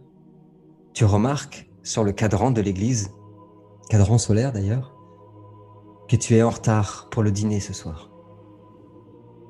Tu as pris trop de temps à chiner, à sentir toutes ces odeurs. Un joli miroir de l'épisode où il était dans le Nadir. Galéade n'a pas perdu ça, cette passion pour les gens, pour les odeurs, pour les parfums. Et là, tu as été surpris par le temps. Tu es en retard. Que fais-tu? Je salue le Oui. salue le monsieur Ouais. et je cours le long de l'allée de l'église pour rentrer chez moi. Donc on voit l'enfant courir, ça résonne dans toute l'église. Et l'homme se lève comme ça et fait « J'espère que nous nous reverrons bientôt, petit bonhomme. » Bonne journée à vous! Et on voit l'enfant plein de vie. C'est vraiment ça. C'est vraiment le Galéade de 7 ans. Partir à toute allure dans les ruelles des cités du Nadir. Quand la caméra s'éloigne et nous emmène loin dans le passé,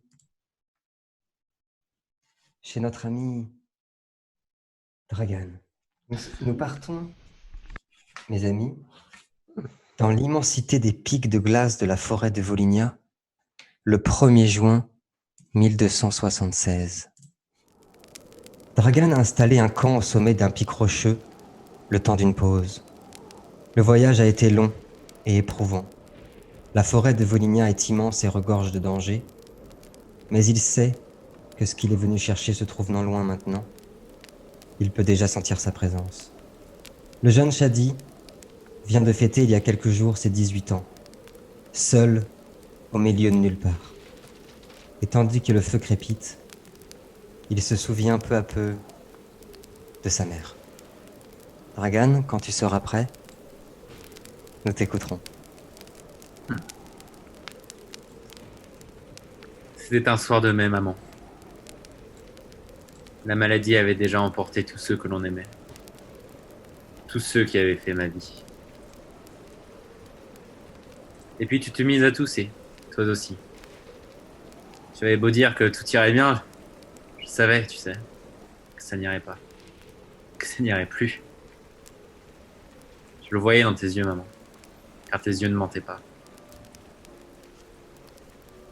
Cette maladie était plus forte que nous. Cela n'aura duré que quelques heures, et elle t'avait déjà emporté. Je suis resté des heures, tu sais. Tout était devenu si froid. Il n'y avait plus rien d'avant. Le village s'était endormi dans une torpeur éternelle.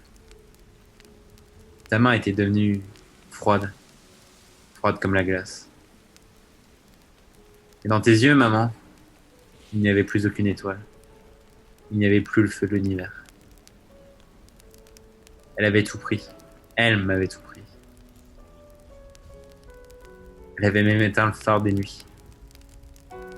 Pourquoi m'avoir laissé, hein? Pourquoi moi m'avoir épargné? Je disais que nous pouvions vivre la vie des autres, que nous devions servir la terre, les hommes, avant notre intérêt. Je ne peux pas, maman. Tu le sais bien. Je dois savoir. Je veux comprendre. J'ai trop longtemps attendu, tu sais. J'ai trop longtemps lutté. Je dois maintenant savoir. Pour toi, pour eux, pour lui. Mais cela ne ramènera jamais ton rire. Il sommeille déjà dans les étoiles. Mais cela fera peut-être un jour rebattre ton cœur, qui sait. Car si la maladie ne m'a pas emporté moi, je suis mort avec toi ce soir de mai. Elle m'a appris ce que j'avais de plus cher en ce monde. Et moi aussi maintenant, je ne suis plus qu'un errant. Et c'est maintenant l'heure. Magnifique. Merci, Dragan, pour ce moment. C'était superbe. Merci de m'offrir ça. La caméra s'éloigne petit à petit. Et nous partons désormais quelque part dans les montagnes de l'Est. Je vous embarque avec moi. Nous sommes à Edenstadt, le 13 décembre 1266. Le village est calme et paisible. Il fait frais et cela sent le pain. Un jeune enfant joue avec des galets au bord de la rivière brillante. Il s'imagine, sans doute, dompter cette eau sauvage, être le premier à détenir l'eau en sa paume. C'est Naya, et il a à peine 6 ans. Quand soudainement, depuis la belle maison qui borde la rivière, son jeune père l'appelle. « Naotak, viens mon grand, c'est l'heure de dîner. » Que fais-tu? J'arrive, un instant. J'arrive dans 5 minutes. Je reste un peu près de l'eau. Ok. L'eau ruisselle, tout est vraiment très calme. Il y a ici une atmosphère extraordinaire. Sans doute que Naya, en repensant à ça, se rappelle comme ça lui manque ce calme, ces moments paisibles, ces moments de paix quand ils existaient encore.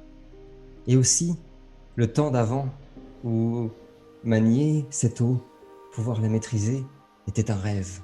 Il y a quelque chose d'extraordinaire quand on accomplit ses rêves, mais il y a aussi quelque chose d'extraordinaire dans le fait de les rêver. Et parfois, en tout cas là, à s'en souvenir, ça a quelque chose de très doux, d'extrêmement tendre. Que fais-tu, Nina? Je ramasse le caillou. Je le mets dans ma poche. Ok. Et puis je cours vers la maison. Ok. Un jour, j'y arriverai. Je ferai comme toi, papa. Quand tu rentres dans la maison, ton père et ta mère sont en train de servir le repas. La maison est très jolie, mais modeste, à l'image de cette famille qui a totalement donné leur vie, sont totalement dévoués aux autres. Et surtout, et ce qui est rare pour les Aki, aux humains. Tu as vu d'innombrables blessés, surtout ces derniers jours, passer dans la maison, dans le village, et ta mère ne pas dormir, travailler la nuit, travailler le jour, pour aller guérir ces patients, les aider. Bref, un peu de calme, un vrai jour, un vrai dimanche ensemble. Ton père te sert la soupe et te regarde. Qu'est-ce que tu as appris aujourd'hui, Naotak? Je t'écoute. Il s'assoit comme ça, passionné par son fils, il se noie dans son regard. Et ta mère qui regarde son mari qui lui dit « Laisse-le un peu tranquille avec tout ça. Il a le temps d'apprendre la sagesse. C'est un enfant. » Et le père qui regarde son fils qui fait « Oui, mais je sais que lui, il adore ça. Raconte-moi tout. » Je t'écoute. Non, j'ai pas appris beaucoup plus que ça. J'essaye de me concentrer pour essayer de faire comme vous et pouvoir jouer avec l'eau, mais j'y arrive pas. Alors du coup, je regarde la rivière et puis je regarde ce que les poissons font. J'essaye de penser à les imiter, mais j'y arrive pas. J'y arrive pas. Comment vous faites? L'important, mon fils, il s'approche vers toi comme si c'était un secret extraordinaire, tu sais.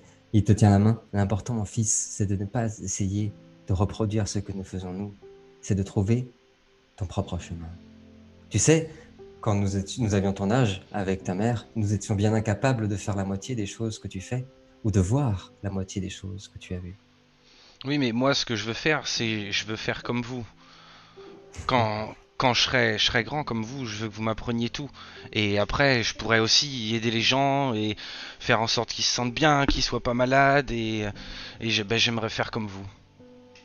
Et il y a ta mère qui te regarde comme ça, qui te caresse les cheveux hyper tendrement, qui dit nous avons le temps pour cela, Naotak. Et je t'apprendrai tout. En attendant, commence par manger ta soupe. D'accord. Et la caméra s'éloigne peu à peu, tandis que Naya se jette sur cette délicieuse soupe du mois de décembre qui réchauffe le cœur et réchauffe la chair. Et nous partons petit à petit en direction de la Bavière. Oh, pas très très loin.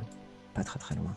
Nous sommes à Hallstatt, pour les germanophobes, littéralement la ville des cendres, le 8 mars 1278. La petite ville a été prise en 1 heure et sans aucune victime. Albarad et 25 de ses meilleurs hommes ont instauré la loi martiale. Les habitants sont accusés de pratiquer des rites païens. Pour leur sécurité et celle du royaume, Albarad fut envoyé avec ses hommes pour ramener les habitants, ses hommes et ses femmes, à la raison.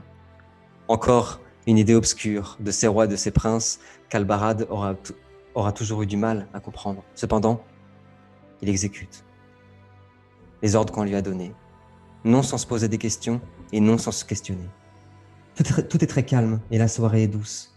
Albarad se trouve autour d'un feu où mijote une soupe au lard. Une jeune fille du village s'est assise à ses côtés. Elle est douce et très curieuse, tandis que le Bavarois, habituellement froid et extrêmement ferme, se laisse prendre en jeu d'une discussion autour du feu avec cette jeune fille. Albarad, la jeune fille, la jeune adolescente, regarde au niveau de ton épaule, te regarde dans les yeux et fait « Et lui, il mange pas ?» Je retourne pour voir de qui parles-tu. Sur ton épaule. Aïe, je ne comprendrai jamais l'humour, décidément. Et je ne me moque pas de vous, je vous assure. Le corbeau sur votre épaule, vous le voyez pas? Il n'y a aucun corbeau, voyons. Bon, parlez-moi de vous. Vous êtes grand, vous êtes fort, vous parlez pas beaucoup. Pourquoi vous êtes là? Il semblerait que les autorités aient vu d'un mauvais œil certaines pratiques dans ce village. J'ignore de quoi il retourne. Et vous? Et Et vous en pensez quoi de tout ça? Vous n'avez pas de croyance, vous?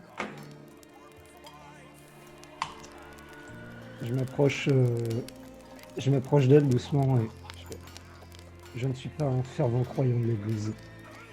Pas du tout même. Ça ne m'étonne pas. Pour avoir un corbeau aussi noir et aussi inquiétant sur l'épaule, je ne vous imaginais pas un fervent défenseur du dieu lumière. Décidément, c'est une obsession pour les corbeaux, est-ce que je veux. Quel est ton nom? Est-ce que cela est important? Dans une discussion, c'est primordial souvent. Je m'appelle Shana. À toi de me donner le tien, Bavarois. Albarad, et tu es en Bavière. Tu es aussi bavaroise que moi. Oh non, nous ne sommes pas bavarois, on est libre ici. aucune bannière, aucun royaume et aucun roi. Oula, oula, l'épée qui sort, tu sais, oh là là. Vraiment. Et qu'est-ce qui te donne cette liberté? Si tu es libre. Elle met sa main sur ton cœur, elle fait exactement là, Albarad. Et la caméra se retire et retourne gentiment, mais sûrement, au Nadir. La pluie est tombée sur la cité noire. Galéade, tu es en train de courir. Tu vas au plus vite que tu peux. Au plus vite que tu peux à travers les ruelles. Et enfin, tu arrives devant ta maison, trempé, espérant surtout de ne pas te faire trop engueuler pour ton retard. Mais après tout, c'est ton anniversaire. Que fais-tu? Maman, je suis là. Quand tu rentres dans la maison, en enlevant, en te capuchonnant, t'as toute l'eau qui coule, tu gueules comme ça. Maman, je suis là. Et quand tu rentres dans le couloir, il y a un immense filet de sang qui arrive jusqu'à toi et qui te tétanise. Que fais-tu? Je bouge plus. Tu entends quelqu'un qui marche dans le salon. Et sinon, à part le feu qui crépite, aucun bruit. Viens par là. N'aie pas peur. Tu le vois pas, l'homme qui marche? Non. Pour l'instant, tu es toujours dans le couloir. Tu as juste entendu cette voix. Ce n'est pas la même qu'à l'église, je tiens à le dire. Et en plus, celle-là, elle te glace le sang. Je recule. Ok. Tu entends l'homme, semble-t-il, avancer vers toi. Et tu vois sa silhouette. Il porte une immense capuche, lui aussi, noire. Lui aussi est trempé. Et il approche vers toi. N'aie pas peur. Ce n'est rien. Je tombe sur les fesses. Ok. Et il tend la main comme ça vers toi et fait cela était nécessaire, Galéade. Pour toi. Ouais, ma maman. Il soit passé de l'autre côté Maman maintenant. Maman! Le silence, tu entends ta voix qui résonne en écho. Et tandis que tu cries maman, maman, le sang continue à couler jusqu'à tes pieds. Maman! Il se relève et sort de sa toge une rose qu'il te tend. Il la dépose juste à tes pieds, ou là où il y a la flaque de sang. Il te regarde et te dit je veillerai sur toi maintenant. Et nous nous reverrons lorsque tu seras prêt. Et il s'en va. En repartant dans le salon, tu ressens quelque chose. Toi qui étais si jeune, tu n'avais jamais ressenti ces choses-là, comme si une énergie extraordinaire venait de traverser cette maison, puis la plonge totalement dans le silence. Et un écran noir tombe sur notre ami dans le souvenir de Galéade, et nous partons pour une cinématique de ce souvenir de Galéade. Je l'ai vu venir à 10 Notre km. caméra suivait l'enfant dévasté à travers les ruelles malfamées de la cité. Ses larmes embaumaient son cœur et couvraient ses joues de fêlures salines. La rage brûlante au ventre, il errait tel un fantôme, un corps en lambeaux, le cœur déchiré, maudit par la faim, le désespoir et la colère. Celle de ceux d'en bas, sans pays et sans toit. Celle de la misère, la plus grande des guerres. L'on s'égare et l'on se perd dans la mer du désespoir, dans l'opacité des ténèbres. Ou bien l'on y trouve la lumière. Quand l'enfant s'arrêta brusquement et se mit à courir, courir après le temps, après cette rage qui l'habitait, courir après les vengeances, courir après la liberté. À travers le temps, oui, nous voyons cet enfant grandir, tandis qu'il court toujours à travers la cité. Et plus il grandit, et plus il étire sa célérité, grimpant de toit en toit, se camouflant toujours plus à travers l'obscurité malsaine de la ville. Tandis qu'autour de nous, la misère bat son plein, la cruauté des hommes, la pauvreté des cœurs, les haillons de la solitude, la faim qui fracasse le ventre, la douleur et la peine qui serrent la gorge et étouffent les mots, ceux-là qui meurent dehors, de faim ou de froid, les meurtres, les viols, l'arrogance de l'opulence de ceux-là qui regardent de haut, ceux qui rampent sur le sol. L'enfant court, oui, à travers la cité et le temps, et nous savons qu'il eût connu tout cela, cette lutte, ce combat, contre la vie, contre le temps, contre la mort, oui, chaque jour, chaque heure, chaque nuit, livré à lui-même dans ce monde de fous, dans cette misère et ces lambeaux de mots. Il sait, cet enfant, comment ce monde est fait d'infinité de gris, ce que signifie souffrance, faim, maladie, solitude, désespoir et oubli, ce que signifie se battre pour sa vie, pour la survie, que la liberté n'a nul prix, qu'un voleur de pain n'est jamais plus coupable qu'un roi noyé sous l'or et son venin. Il sait, ce gamin.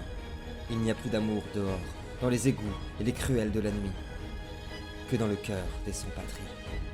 Cet enfant est spécial et tu le garderas. Tu lui enseigneras l'art et la philosophie de la rose, et ainsi il saura canaliser sa force. Dit alors une voix profonde à travers les âges.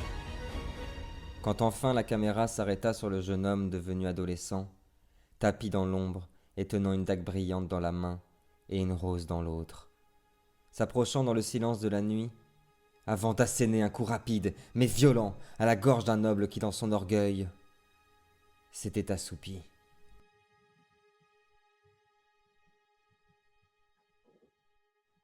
Ouf. En tout cas, à la fin de chacune de nos cinématiques souvenirs, nous aurons à la manière, je ne sais pas si vous êtes familier avec ça, des jeux de tarot, de divinatoire, une carte représentant nos personnages avec un chiffre énigmatique. Et là, nous avons le 7, le Nadir. Tandis que nous partons... Trop stylé. Génial. Nous repartons retrouver Ultra stylé, ouais.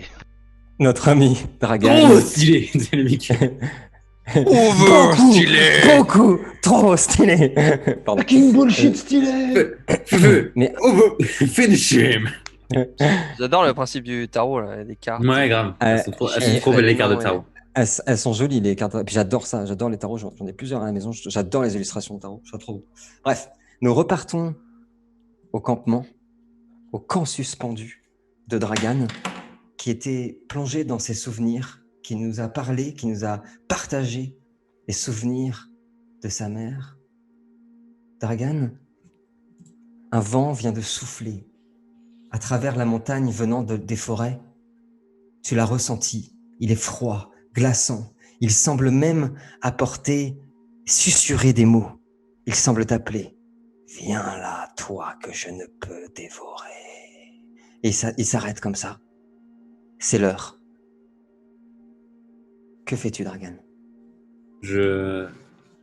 Très cinématiquement, je remets ma capuche, tu vois, et je serre mon manteau autour de moi, tu vois. Je prends mon sac sur l'épaule et je serre mon manteau autour de moi, et je donne un coup de pied dans le feu et je reprends mon chemin, tu vois. Et je repars comme ça.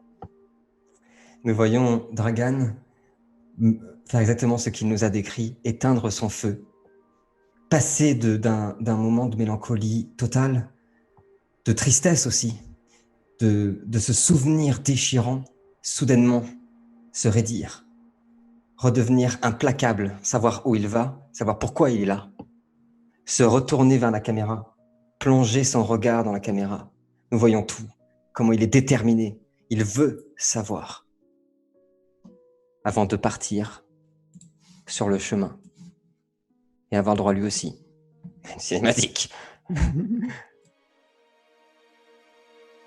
Le jeune homme s'enfonça dans les ténèbres de l'immense forêt noire.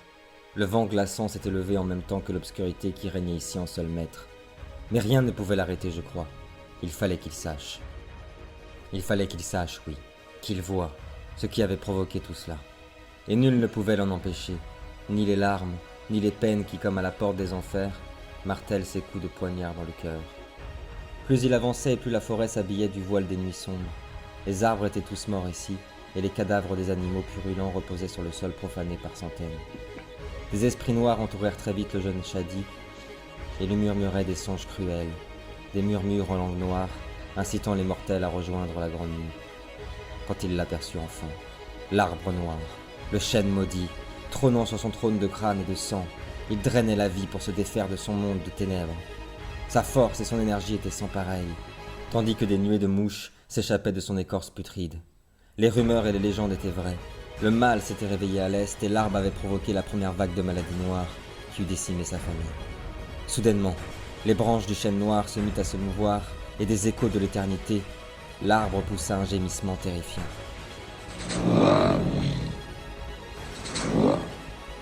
Toi dont je ne puis me délecter du sang de l'âme, toi qui aussi tu es venu rencontrer la mort.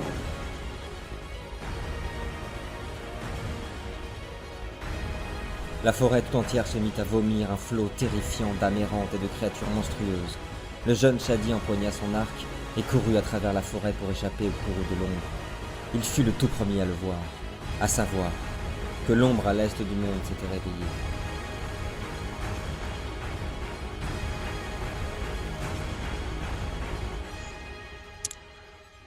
Empoignant avec rage son désir de sauver ceux qui pouvaient l'être, de ce mal et de cette malédiction, il ne savait encore qu'il fut le précurseur de la plus grande lutte de notre temps et qu'il sauva des milliers de vies.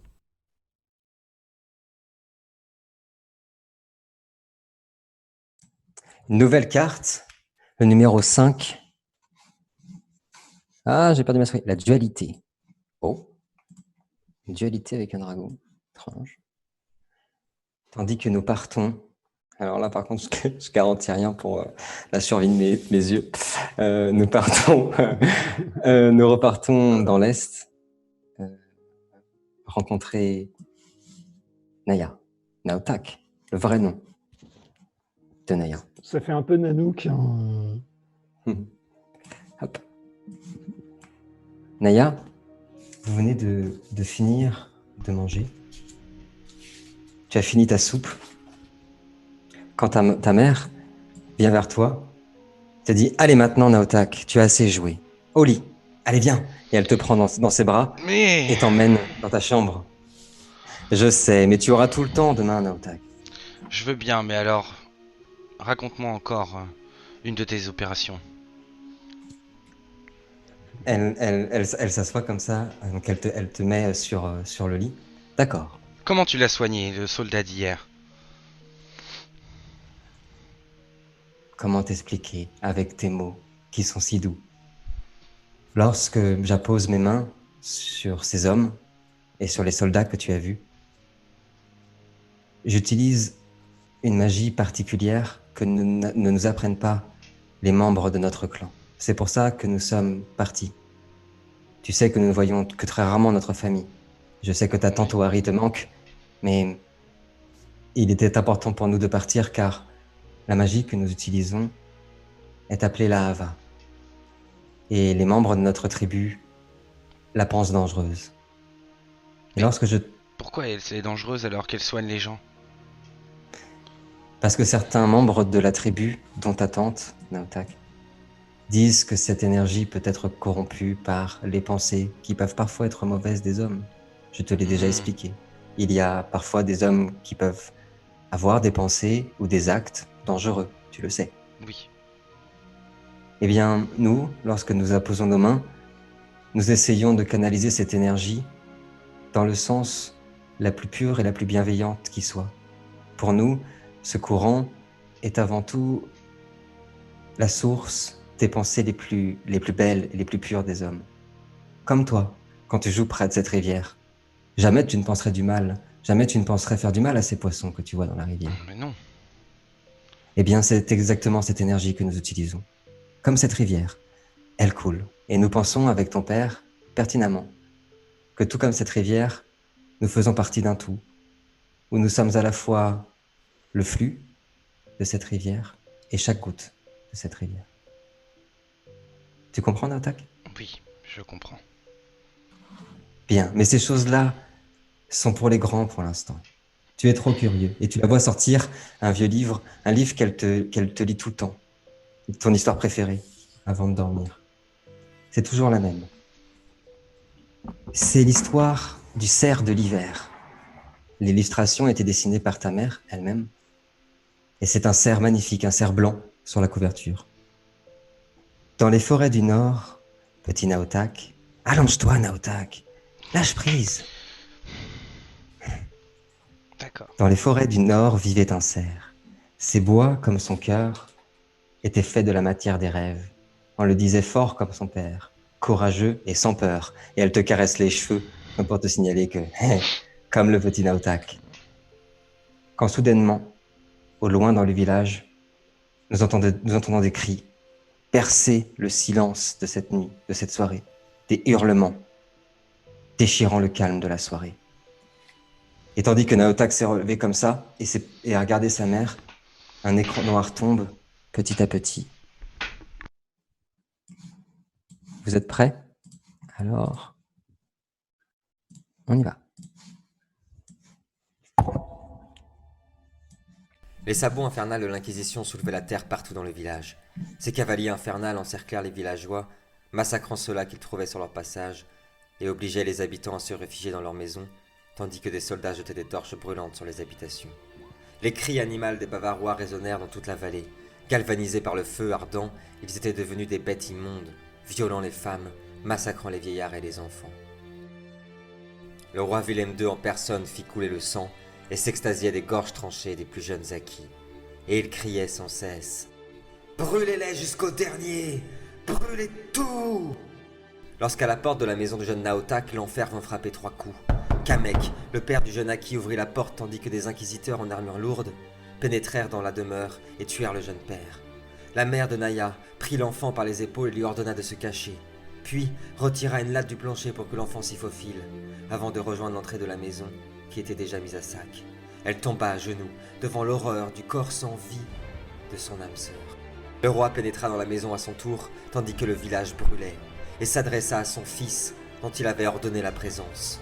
« Tu vois, mon fils, ce n'est pas plus difficile que la chasse. » Avant de ne trancher la tête de la jeune femme, le sang se répandit partout dans la maison, s'écoulant par les fentes du plancher, jusqu'à Naotak. L'enfant resta là figé par l'horreur et l'effroi, tandis qu'il pouvait voir à travers les fêlures du vieux bois, un léger sourire s'étirer sur le visage du petit prince. Lorsque dans la nuit, et tandis que le village brûlait encore et que les lions maudits continuaient leurs exactions à travers les villages acquis, Ohari retrouva l'enfant et le hissa sur un cerf gigantesque, et repartit avec lui à travers les forêts de lointain. Le village en proie aux flammes disparaissait peu à peu tandis que le cerf partait à vive allure à travers la forêt, sous les sanglots inconsolables de Naya. Jusqu'à ce que ses pleurs se perdent en écho éternel dans le lointain des montagnes froides et reculées de l'Est, là où les peines comme les neiges sont immortelles.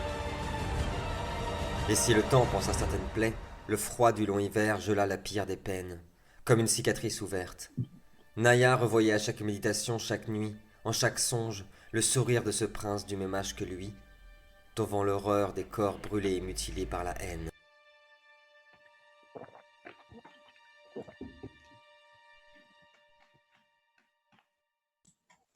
Et une nouvelle carte, la numéro 3, la promesse. Oh, promesse. Et nous repartons enfin retrouver notre ami Albarad autour du feu. Hop. Dans le village d'Ashtat. Hop, nous sommes toujours au coin du feu, Albarad. La jeune fille vient de toucher ton cœur. Elle te dit, et si on ne veut pas croire en ce que vous croyez, qu'est-ce que vous allez faire? Moi, rien. Malheureusement, tout le monde ne pense pas comme moi. Quand tu dis ça, Albarad, on entend des cloches au loin. Et il y a deux de tes soldats les plus fidèles qui s'approchent et qui viennent te murmurer. Ils s'arrivent, et ils sont beaucoup. Je passe une main sur l'épaule de la gamine et je fais retrouve ta famille. Ne traîne pas dehors. Tu la vois, elle se jouait un peu de toi, mais là, elle s'est figée d'un coup. Qu'est-ce qui se passe, Albarad? Qu'est-ce qui se passe? Ça ne va pas être simple. Mets-toi à l'abri pour le moment. Et elle est paniquée, elle plonge comme ça, son regard dans le tien, et elle s'en va. Tout ira bien, ne t'en fais pas. Et elle s'en va en courant. Quand peu à peu, l'inquisition bavaroise pénètre dans le village. Et c'est parti pour la cinématique. Nous entendons les hurlements de douleur des pauvres gens massacrés et violés, tandis que d'autres sont hissés sur des troncs d'arbres enduits d'huile et brûlés vifs devant le regard épanoui des membres de l'église bavaroise. Les lions dansent, boivent et rient, crachent au visage des infidèles, festoyant de leur butin sanglant. Ceux qui ne pensent comme nous doivent mourir. Ceux qui ne croiraient en notre Dieu ne sont que des vermines, et il faut les exterminer, jusqu'au dernier. Albarad assistait à la scène pétrie de colère et d'effroi, l'odeur des peaux brûlées, les hurlements des enfants comme des lames de rasoir résonnant en écho d'éternel. Voilà le royaume que tu sers, semblait crier la vérité. Voilà l'horreur que l'homme répand, semblait lui hurler la vérité. Les soldats restés fidèles aux jeunes Bavarois attendaient les ordres, tandis que leur chef, Albarad Aldgard, serrait le pommeau de sa lame nerveusement, avant de la dégainer. « Mes frères, fils de Bavière, je vous ordonne de tuer, que périssent les tortionnaires de l'Église !» cria-t-il. Les inquisiteurs furent massacrés jusqu'au dernier, et Albarad assassina le cardinal au milieu du brasier qu'il avait lui-même provoqué. Le jeune homme resta là des heures, au milieu du carnage, jusqu'à ce que les braises ne s'étouffent dans une pluie de cendres mélancoliques. Albarad se rendit lui-même aux autorités, et fut emprisonné pour trahison, hérésie et mutinerie.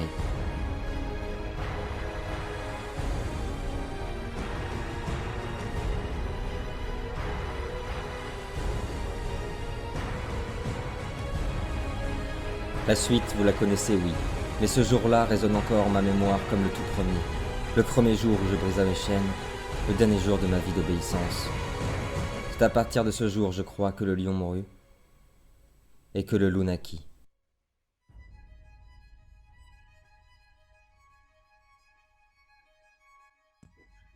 Stylé. Et une autre carte, le loup. Est-ce que vous vous souvenez, la toute première partie, le tout premier épisode, la toute première cinématique, c'était Albarad qui combattait contre enchaîné. C'était sa punition. Ouais, c'était un rêve de Naya. Exactement, exactement. Et en fait, Albarad, je crois qu'il vous l'a jamais dit, mais s'est déjà opposé à son propre royaume. Il a été condamné pour ça. Il n'a pas été tué, sauvé parce qu'il connaissait la cour, parce qu'il était super proche du roi. Bah, mais surtout Gunfeld. Ouais, Egenfeld du prince, pardon. Mais il a tué un cardinal, il a tué des dizaines d'inquisiteurs, et il a été condamné pour ça. C'est possible qu'il vous l'ait dit. C'est possible qu'il vous l'ait dit. Ah non, c'est pas dans son histoire. C'est dans sa description, ouais. C'est dans son histoire, exactement. Les amis, pour finir ce passage dans nos souvenirs, j'ai une petite surprise. Et on pourra lui envoyer. Nous allons plonger dans l'histoire de Barbarta, qui est très, très intéressante et très dense. Putain, tu as fait pour... Sympa. Est-ce que vous êtes prêts? Yes. Nous plongeons dans ces souvenirs les plus profonds. C'est parti.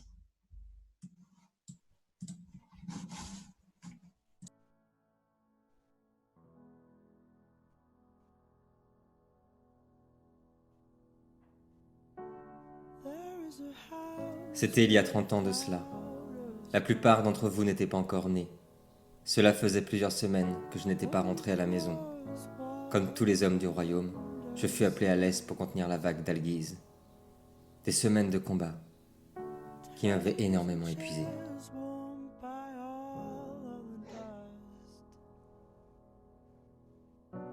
J'avais si hâte de serrer ma fille dans les bras, retrouver ma femme, mon hameau, ma campagne, mon calme.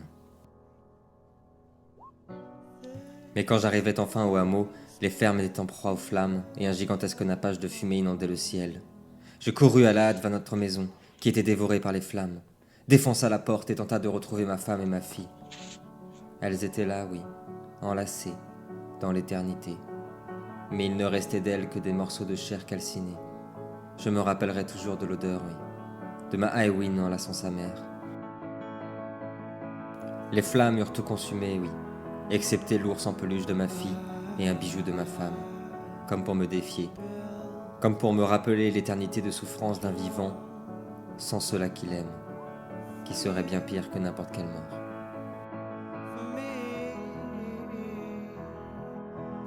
Je ne me sépare jamais d'eux. Cet ours, ce bijou sont mes reliques, mon lien avec elle, avec la mort.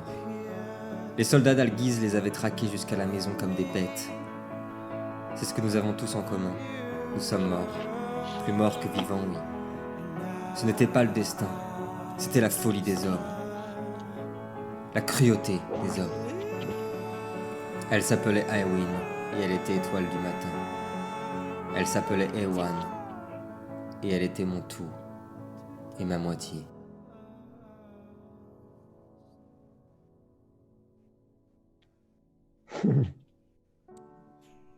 Et la dernière carte, 2, le protecteur.